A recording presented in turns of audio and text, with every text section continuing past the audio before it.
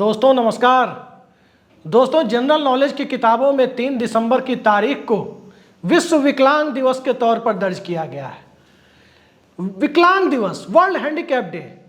लेकिन भारत में इस साल यानी 2023 को 3 दिसंबर का कुछ खास महत्व है, क्योंकि 3 दिसंबर की तारीख ये तय करेगी कि कौन विकलांग बनेगा और किसको विकलांगता का दर्जा किसके ऊपर से हट जाएगा।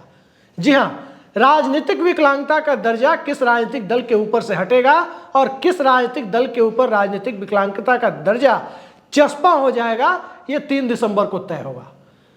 लेकिन 3 दिसंबर को 5 राज्यों के चुनावी नतीजे सिर्फ नतीजे ही नहीं होंगे दोस्तों 5 राज्यों के चुनावी नतीजों के साथ साथ जिस प्रकार की सियासत, जिस प्रकार की बुनियाद डालने की कोशिश हो रही है, वो बुनियाद कहीं ना कहीं मौजूदा सत्ता के लिए, मौजूदा व्यवस्था के लिए, चुनावी हिंदुत्व की राजनीति के लिए और इन सब से बढ़कर भारतीय जनता पार्टी के अंदर की जो तथाकथित गुजरात लॉबी है, उस गुजरात लॉबी के लिए ये बहुत बड़ी समस्या के रूप में सामने आ सकता है, बहुत बड़ी परेशानी का सबब।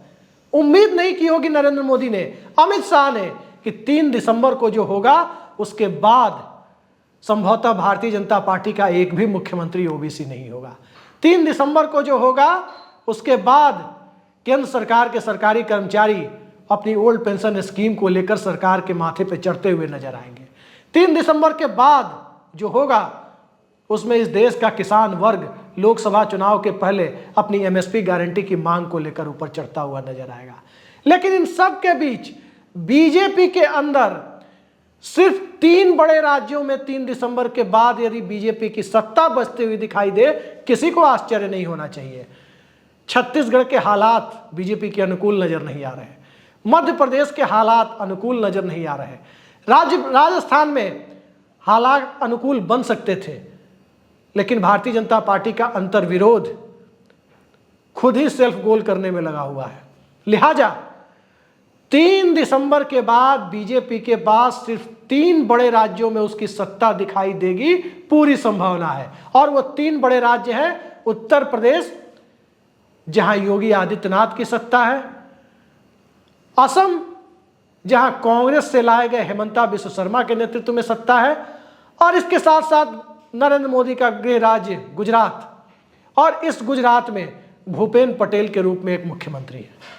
भूपेंद्र पटेल भारतीय जनता पार्टी के अंदर बतौर मुख्यमंत्री कितने अधिकार रखते हैं, इस पे बहस बहुत लंबी हो जाएगी। लेकिन भारतीय जनता पार्टी की चुनावी रणनीति के लिहाज से उत्तर प्रदेश 80 लोकसभा सीटें, गुजरात 26 लोकसभा सीटें और असम 14 लोकसभा सीटें, कुल जमा 120 लोकसभा सीटों के अलावा भारतीय जनता पार्टी के मुख्यमंत्री जिन राज्यों में हैं उन सबकी गिनती यदि की जाए तो बमुश्किल ये आंकड़ा 140 से 145 तक जाएगा। कुछ छोटे राज्य हैं जिसमें कुछ पूर्वोत्तर के राज्य हैं, उत्तराखंड, हरियाणा और गोवा। हरियाणा की परिस्थितियों से भी सभी वाकिफ हैं कि किस प्रकार, चाहे वो किसान आंदोलन हो, पहलवानों का आंदोलन हो, इन सब ने भारतीय जनता पार्टी को धूल धूसरित करने का काम किया है। बीजेपी पिछड़ती हुई दिख रही है, लेकिन इस पिछड़ने के दौर में गुजरात लॉबी को डर किससे लग रहा है? नरेंद्र मोदी और अमित शाह किससे इतने परेशान हैं? परेशानी का कारण भारतीय जनता पार्टी के अंदर से भी है, लेकिन परेशानी का कारण जो भारतीय जनता पार्टी के अंदर से है वो 3 दिसंबर के बाद उसे घटना नहीं है, बल्कि उत्तरोत्तर रूप से उसे बढ़ते जाना है। वैकल्पिक नेतृत्व की तलाश की मांग बीजेपी में जोर पकड़ सकती है। राजनाथ सिंह, नितिन गडकरी, मध्य प्रदेश की सत्ता गंवाने के बाद शिवराज सिंह चौहान, यहां तक कि वसुंधरा राजे, हो सकता है उत्तर प्रदेश के मुख्यमंत्री योगी आदित्यनाथ, सब लोग भारतीय जनता पार्टी के अंदर किसी रिफॉर्म की मांग को लेकर सामने आने लगे। जिनकी जुबान पर अब तक ताला लगा है उनकी जुबान खुलती हुई नजर आए, लेकिन जुबान खुलने की नौबत जो 3 दिसंबर के बाद आते हुए दिख रही है, संभवतः उस नौबत को आते आते पूरी तरह से मुखर होते होते मई का महीना भी आ सकता है। लोकसभा चुनाव के नतीजे के इंतजार तक भी वो मामला जा सकता है, लेकिन उसके पहले जो मामला फंस रहा है, उसके पहले के फंसते हुए मामले को 26 पार्टियां और इन 26 पार्टियों के आर्किटेक्ट के तौर पर ये 2 राजनेता, जी हां, मल्लिकार्जुन खड़गे और नीतीश कुमार। इन्होंने जो पूरी बुनियाद डाली है, उस बुनियाद का मुकाबला करने के लिए, चुनावी हिंदुत्व की राजनीति को भारत में जिंदा रखने के लिए, आम आदमी के सर उठाते हुए मुद्दों को लेकर के कहीं ना कहीं उसे दबाने की कोशिशों के लिए ये मामला बेहद खतरनाक रूप ले सकता है। भारतीय जनता पार्टी के परिप्रेक्ष्य में कहें तो ये बेहद खतरनाक रूप ले सकता है। भारतीय जनता पार्टी के हाथ में कौन सा राज्य है? महाराष्ट्र में अप्रत्यक्ष रूप से, परोक्ष रूप से सत्ता की कमान है, लेकिन जनमत बिखर चुका है।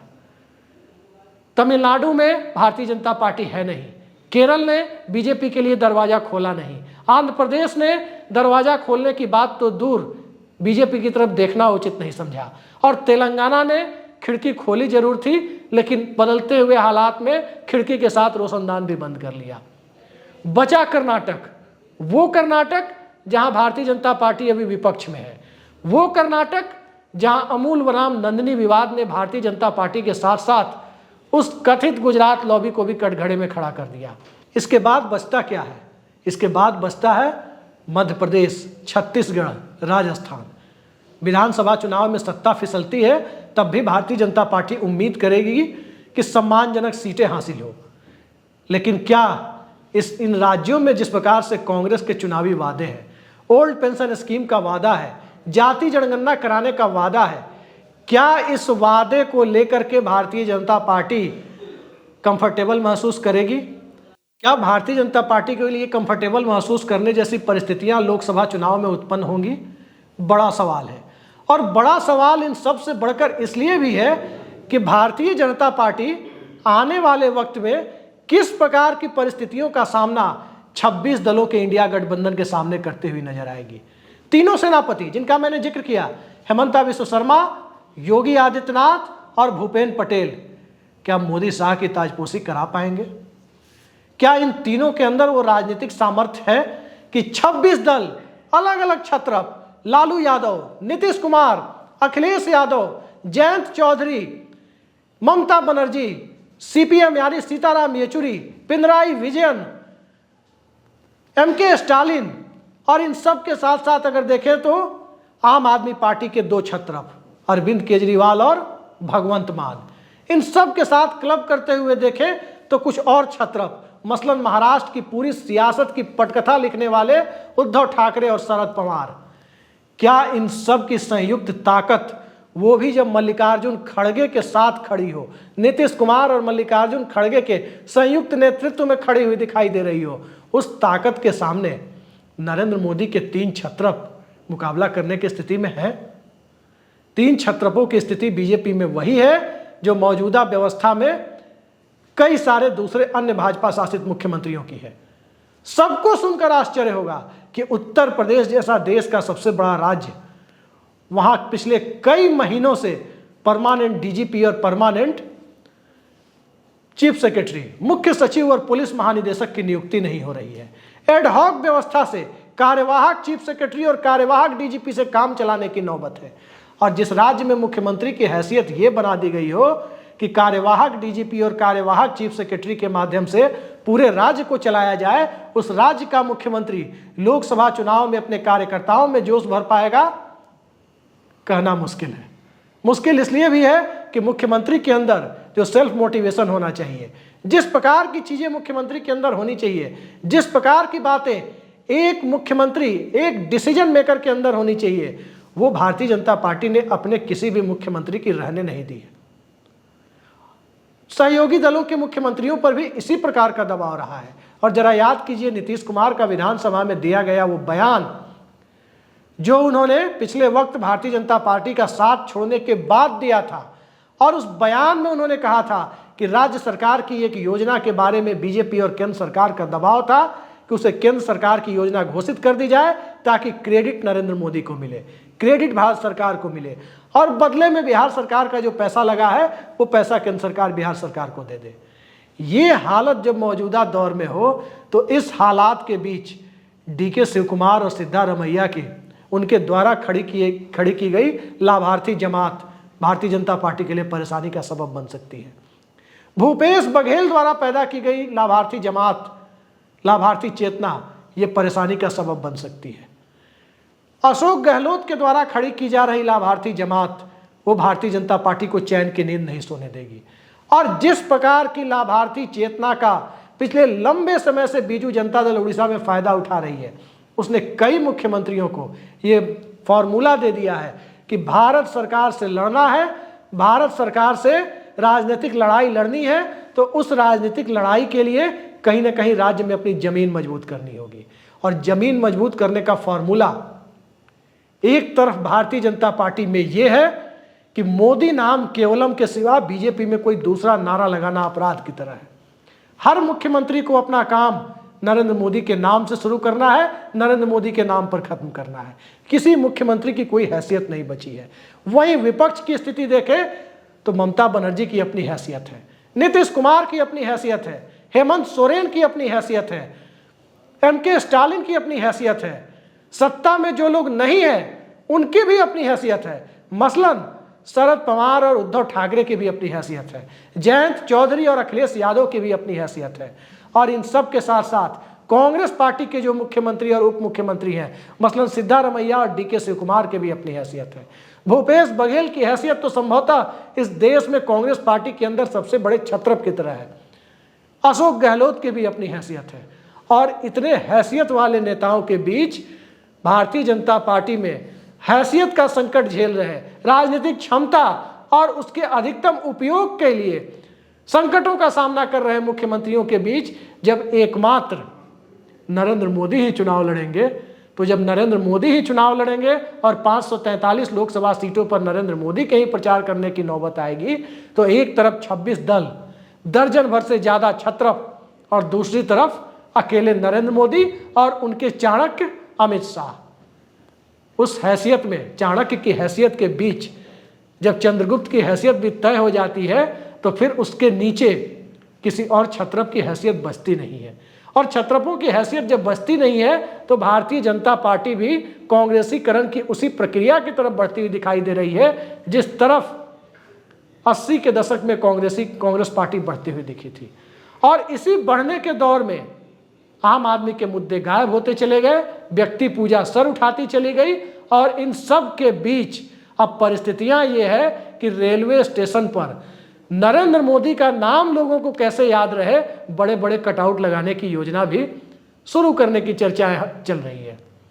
रेलवे स्टेशन पर जब नरेंद्र मोदी की फोटो लगेगी तो लोगों को याद आएगा कि टिकट के दाम कैसे बढ़ाए गए। रेलवे स्टेशन पर जब नरेंद्र मोदी की फोटो लगेगी तो लोगों को यह भी याद आएगा कि प्लेटफॉर्म टिकटों के दाम में कैसे वृद्धि की गई। और पेट्रोल पंप पर जो नरेंद्र मोदी की फोटो लगी हुई है, पेट्रोल पंप पर लगने वाली फोटो इस देश में महंगाई की भगवत गीता बनने जा रही है। आगामी चुनाव में महंगाई की यही भगवत गीता यदि पढ़ने की कोशिश आम जनता ने कर दी तो बेरोजगारी का मुद्दा और दूसरे मुद्दे के साथ भारतीय जनता पार्टी के ये तीनों छत्रप, भारतीय जनता पार्टी के चंद्रगुप्त और भारतीय जनता पार्टी के चाणक्य, कोई विपक्ष के दर्जन भर छत्रपों और 26 पार्टियों का मुकाबला करने की स्थिति में होगा, इस बात को पक्के तौर पर नहीं कहा जा सकता।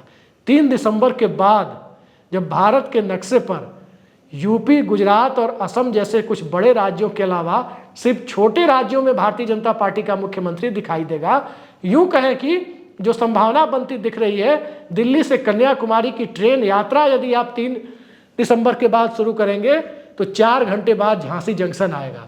जी हाँ, नई दिल्ली से चलने के 4 घंटे बाद झांसी जंक्शन आएगा। और झांसी जंक्शन वो अंतिम जंक्शन होगा जहां आप भारतीय जनता पार्टी द्वारा शासित राज्य में राज्य के स्टेशन पर होंगे। उसके बाद झांसी से लेकर कन्याकुमारी तक भाजपा शासित मुख्यमंत्रियों का दर्शन नहीं होगा। और यही वो चिंता है, यही वो डर है कि नरेंद्र मोदी का साम्राज्य नोएडा से झांसी तक सिमट रहा है तो अहमदाबाद से द्वारका तक सिमट रहा है, और साथ ही साथ बारपेटा से तिनसुकिया तक भी सिमटता हुआ दिख रहा है। और इसी सिमटते हुए जनाधार के बीच 543 लोकसभा सीटों को जब बारपेटा से तिनसुकिया के बीच के चश्मे से देखने की कोशिश होगी, जब नोएडा से झांसी या नोएडा से बलिया के चश्मे से देखने की कोशिश होगी, और जब द्वारका से अहमदाबाद के चश्मे से देखने की कोशिश होगी, तो वो चश्मा दरअसल इतना संकीर्ण होगा जिसमें हिंदुस्तान का बहुत बड़ा हिस्सा भगवा रंग से, भगवा शासित रंग से कहीं ना कहीं दूर नजर आएगा। और उस चश्मे के साथ लोकसभा चुनाव की लड़ाई भाजपा कैसे लड़ेगी, इसकी चिंता अभी से भारतीय जनता पार्टी में है। तो देखते हैं इन चिंताओं का निराकरण संघ और भाजपा कैसे करती है, उस पर हमारी नज़र बनी रहेगी। लेकिन जो भी होगा उसकी पल पल की अपडेट हम आपको उपलब्ध कराते रहेंगे। और यदि हमारे चैनल को आपने सब्सक्राइब नहीं किया है तो सब्सक्राइब जरूर करें। नमस्कार।